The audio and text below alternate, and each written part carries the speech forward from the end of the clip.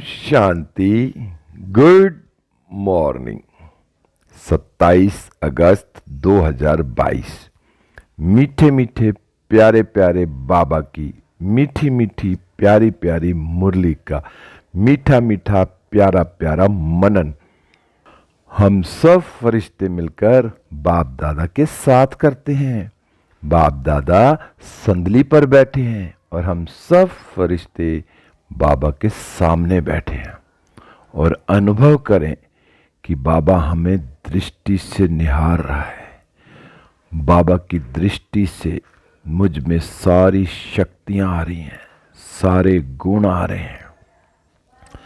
फिर बाबा ने मेरे सिर पर हाथ रखा और मस्तक पर स्मृति का तिलक लगाया और वरदान दिया, बच्चे सदा संतुष्ट मनी भव। बच्चे सदा संतुष्ट मनी भव। बाबा बोले, आज की मुरली से क्या शिक्षाएं ली? मीठे बाबा, आज आपने हमें प्यारी प्यारी शिक्षाएं दी। बाबा, आज आपने मीठे बच्चे में कहा कि मीठे बच्चे, तुम इस बेहद लीला रूपी नाटक को जानते हो। तुम हो हीरो पाटधारी। तुम्हें बाप ने आकर अभी जागृत किया है। मीठा बाबा हमें कितना हल्का कर देता है।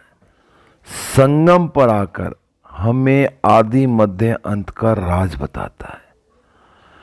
और बाबा ने कहा, ये भी जो सृष्टि पर इस समय चल रहा ना, ये नाटक है। अगर मैं आत्मा इस नाटक में हीरो हूं और हीरो पाठधारी हूं, क्योंकि दुनिया में भी जो नाटक या फिल्म बनती है तो उसमें कितना रिच हीरो होता है, लेकिन उसको रोल मिल गया गरीब का, भिखारी का, तो वो कितना हूबहू कितनी खूबसूरती से निभाता है। तो ऐसे ही मुझे बाबा ने क्लियर कर दिया कि बच्चे, ये नाटक है। इस नाटक में हमने फंसना नहीं है, रोल करना है और अलग हो जाना है। हम जब इस दुनिया में फंसते हैं, जब हमें पता ही नहीं है, ड्रामा का राज को नहीं जानते, तो हम रोते भी हैं, हंसते भी हैं, खुश भी होते हैं, गम भी होता है।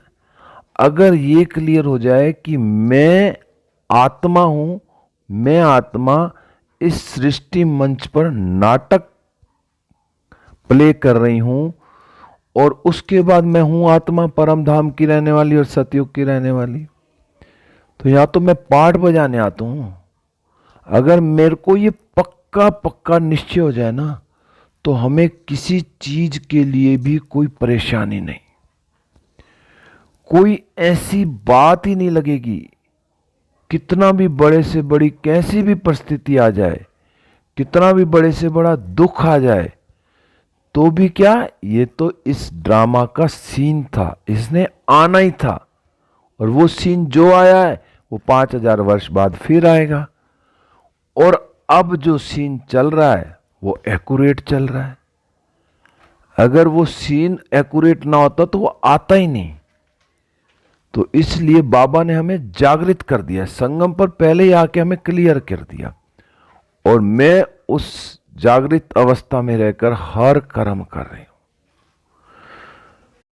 फिर बाबा ने प्रश्न पूछा, बाप का फरमान कौन सा है जिसे पालन करने से विकारों की पीड़ा से बच सकते हैं? अब बाबा ने कितनी बार कहा है कि बच्चे, जिन्होंने विकारों से बचना है ना, उन्हें पहले 7 रोज की भट्ठी में बिठाओ। शुरू शुरू में बाबा क्या करते थे, मधुबन में बुलाते थे और 7 दिन तक वहां और किसी से कोई वास्ता नहीं, ना घर परिवार से, ना बच्चों से, किसी से भी नहीं। सिर्फ बाबा के साथ रहना है।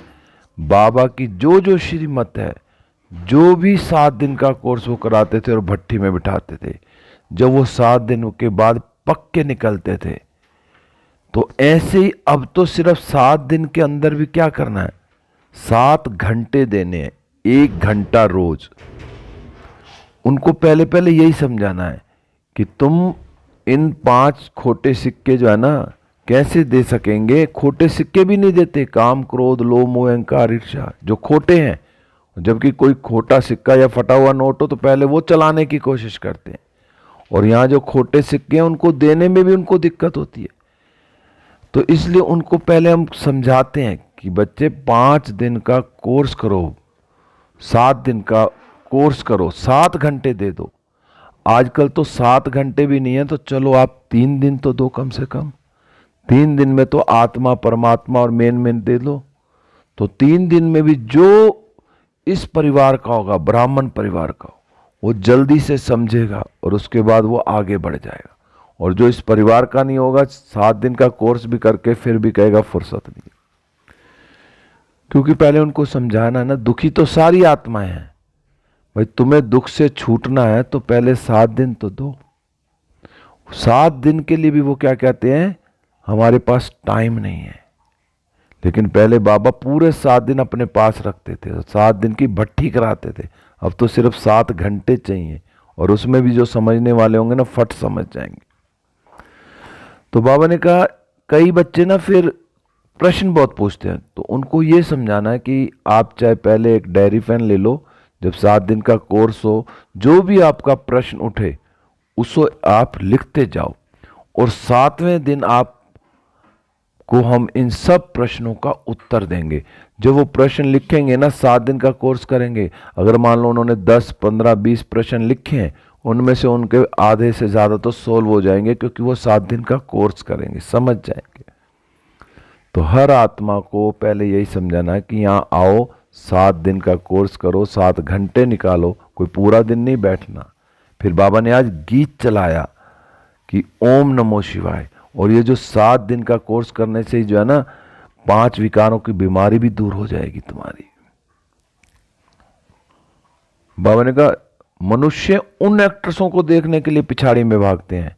आज की तारीख में कोई भी बड़ा मिनिस्टर आ जाए, कोई भी बड़ा हीरो आ जाए, तो दुनिया कितनी भागती है उनके पीछे। और इस समय जो बेहद का नाटक चल रहा है, उसके हर एक आत्मा खुद एक्टर है। तो मैं, बाबा ने मुझे कहा कि मैं हीरो पार्टधारी हूं, तो मैं अपना पार्ट कितना अच्छा कर रही हूं, कितने अच्छे से निभा रही हूं, उसको मैं देखूं कि मेरा पार्ट बहुत अच्छा हो, मेरी वजह से किसी को कोई परेशानी ना हो। आज बाबा ने बार बार कहा कि बच्चे 5, 7 दिन की रोज की ना भट्ठी में बिठाना है, और उन्हीं से तुम्हारे विकार छूटेंगे। जो 5 विकार रूपी भूत लगे हुए हैं ना, ये सब छूट जाएंगे। पर कई कहते हैं कि फुर्सत ही नहीं है। बाबा आज बार बार मुरली में कह रहे हैं कि 7 दिन की भट्ठी जरूर कराओ। फिर बाबा ने कहा कई बच्चे तो 7 दिन का कोर्स करके 5 दिन, 8 दिन, 15 दिन भी रहेंगे, लेकिन उनको संग नहीं मिलता ना, फिर वो गुम हो जाते हैं। को उनको जो पालना मिलनी चाहिए कि आसपास सेंटर हो, वहाँ जाएं, बहनों की पालना मिले, प्यार मिले, जिससे कि वो रेगुलर बन जाए। क्योंकि बच्चों की पालना भी बहुत ज़रूरी है। बाबा बहुत पालना करते थे, एक एक आत्मा को कितना रूहानी प्यार देते थे। तो जितना प्यार मिलेगा उन आत्माओं को, तो वो रुके रहेंगे। नहीं तो वो क्या होता है कि उनको कई बारी वो भाषणा नहीं आती परिवार की, तो उनको परिवार की भाषणा मिलनी चाहिए, जिससे कि वो रेगुलर आए। फिर बाबा ने कहा कि बाप को याद करने से हमारी आत्मा पवित्र बन जाएगी, फिर चोला भी पवित्र मिलेगा, और बाप को याद करते करते हम गोल्डन एज में चले जाएंगे। फिर बाबा ने आज कहा कि अपना टेम्परेचर देखना होता है। कौन सा टेम्परेचर देखना है कि जितना ऊंच जाएंगे उतना खुशी का पारा चढ़ेगा। अब किसी को बुखार भी होता है ना, थर्मामीटर चेक करते हैं, तो थर्मामीटर में देखते हैं कि मान लो जो होना चाहिए भाई, बुखार नहीं है तो 97.5 या 96 पॉइंट कितना है होना चाहिए, तो उससे ज़्यादा है तो बुखार है। किसी को 99 है या 100 है तो पारा चढ़ता है तो वो दवाई खाते हैं, लेकिन बाबा ने कहा तुम्हारा तो खुशी का पारा चढ़ना चाहिए। यहां तो जितना ज्यादा पारा चढ़ेगा, 100, 105, 110, 200 तक पारा, जितना ज्यादा पारा चढ़ेगा खुशी का, तो वो हमें बार बार अपना टेम्परेचर चेक करना है कि मेरा खुशी का पारा अनलिमिटेड है, मतलब वो जो थर्मामीटर है उससे भी पार जाए, ऐसे लगे कि यार इसमें तो मेरा खुशी का पारा आ ही नहीं रहा, क्योंकि ये इसमें तो मान लो 200 तक है तो मेरा तो 200 से भी ऊपर जा रहा है फुल। तो ऐसा टेम्परेचर रहे हमेशा खुशी का, दूसरा नहीं, सिर्फ खुशी का टेम्परेचर। और उस खुशी के टेम्परेचर से हम फिर कहां जाएंगे, हम गोल्डन एज में चले जाएंगे। बाबा ने कहा नीचे उतरने से खुशी का पारा भी उतर जाता। फिर जब हमारी अवस्था ऊंची होती है, हम हर कार्य बाबा की श्रीमत पर करते हैं, तो हम खुशी में रहते हैं, तो हमारा पारा चढ़ा रहता है। और जब हम बाबा की श्रीमत पर नहीं चलते, कहीं गड़बड़ करते हैं, तो वो खुशी का पारा नीचे उतर आता है। फिर बाबा ने कहा किसी भी बात में ना संशय नहीं उठाना, कभी भी कोई भी कैसा भी ड्रामा में सीन है, हमें संशय नहीं उठाना, सिर्फ ड्रामा को साक्षी होकर देखना है, कभी भी अपना रजिस्टर खराब नहीं करना है। किसी भी बात पे संशय उठेगा तो रजिस्टर खराब हो जाएगा। ड्रामा एक्यूरेट है, हर सीन साक्षी होकर देखना है। और बाबा ने कहा कर्मातीत अवस्था तक पहुंचने के लिए ना याद में रहने का पुरुषार्थ करना है, और सच्चे सच्चे दिल से बाप को याद करना है। और फिर बाबा ने कहा कि अपना सदा स्थिति का टेम्परेचर चेक करते रहना कि मेरी स्थिति एक रस है, ऊंचाई की तरफ है। फिर बाबा ने आज वरदान दिया। बाबा ने कहा संतुष्ट मनी भव सदा, आज बाबा ने सदा वर्ड लगाया, सदा संतुष्ट मनी भव। बाबा ने कहा संतुष्टता के खजाने द्वारा हद की इच्छाओं को समाप्त करने वाले सदा संतुष्ट मनी भव।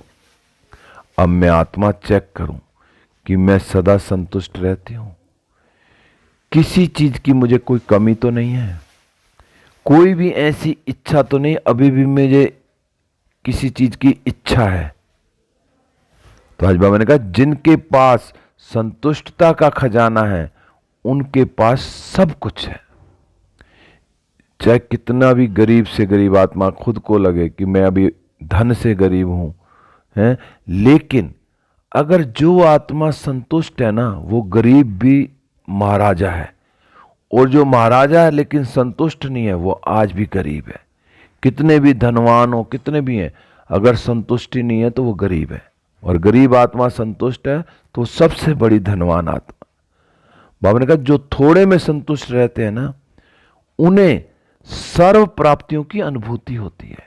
जो संतुष्ट आत्मा है वो हरेक प्राप्ति का अनुभव भी करती है। और जिनके पास संतुष्टता नहीं ना, तो सब कुछ होते भी कुछ नहीं है, क्योंकि संतुष्टता, जो संतुष्ट आत्मा है ना, सदा इच्छाओं के वश होती है। और जो असंतुष्ट आत्मा है, हमने कहा क्योंकि जो असंतुष्ट आत्मा है ना, वो सदा इच्छाओं के वश होती है, और उनकी एक इच्छा पूरी होगी तो 10 इच्छाएं और उत्पन्न हो जाएंगी। जो असंतुष्ट आत्मा, उनकी इच्छाएं कभी पूरी नहीं होती, एक के बाद एक के बाद एक के बाद उनकी इच्छा बढ़ती जाती। बाबा कहते हैं इसलिए हद के इच्छा मात्रम अविद्या तब बनो, और बनेंगे कब, तब कहेंगे संतुष्ट मनी।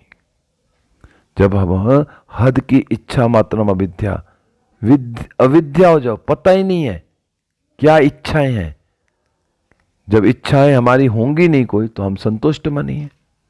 तो मैं आत्मा कितनी संतुष्ट मनी हूं, अभी मेरे अंदर कोई इच्छा तो नहीं है किसी चीज की भी, खाने की, पीने की, घूमने की, चलने की, धन की, कमाने की, कोई भी इच्छा ना हो। ठीक है, कार्य करना है, श्रीमत पर चलना है, श्रीमत पर होते हुए कार्य करना है, गृहस्थ व्यवहार में रहना, सब कार्य करने हैं, लेकिन ऐसा नहीं कि इसके बिना मुझे नहीं है, ये तो चाहिए चाहिए चाहिए चाहिए, सब खत्म।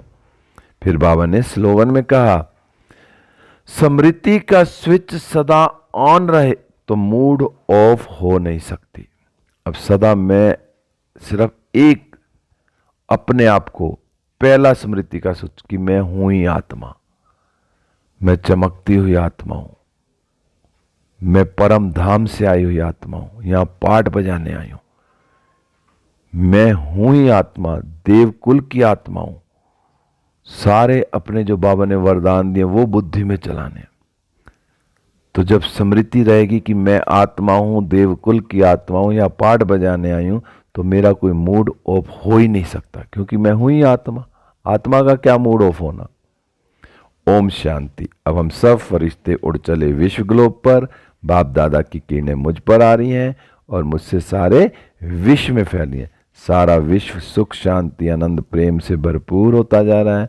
मैं फरिश्ता बाबा के साथ बाबा के सूक्ष्म वतन में बाबा से दृष्टि लेते हुए वरदानों से भरपूर होकर वापस इस देह रूपी मंदिर में हूं। ओम शांति। शुक्रिया बाबा, हर एक आत्मा का शुक्रिया।